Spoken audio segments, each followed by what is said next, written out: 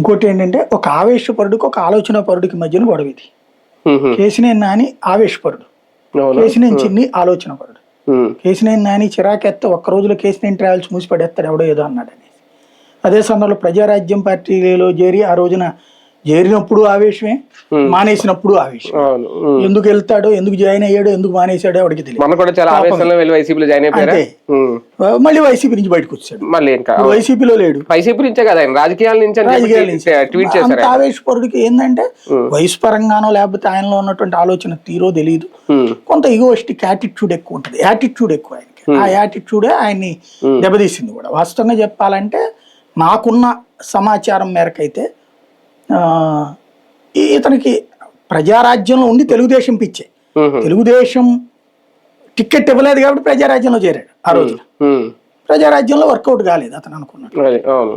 ఆ తర్వాత తెలుగుదేశం ఛాన్స్ వచ్చింది. వాస్తవంగా అప్పట్లో ఏంటంటే విజయవాడ తెలుగుదేశానికి స్ట్రాంగ్ కాదు, ఇది గుర్తుపెట్టుకోవాలి. అప్పుడు అంటే కాంగ్రెస్ 3 సార్లు గెలిచింది, ఉపేంద్ర 2 సార్లు గెలిచాడా, లగడపాటి ఒకసారి గెలిచాడా. ఇప్పుడు తెలుగుదేశం వరుసనే 3 సార్లు గెలిచింది. ఆ మధ్యలో ఒకసారి గద్దె రామ్మోహన్ గెలిచాడు అప్పుడు. అంటే అప్పట్లో కాంగ్రెస్ తెలుగుదేశం టఫ్ ఫైట్ నడుస్తుండే.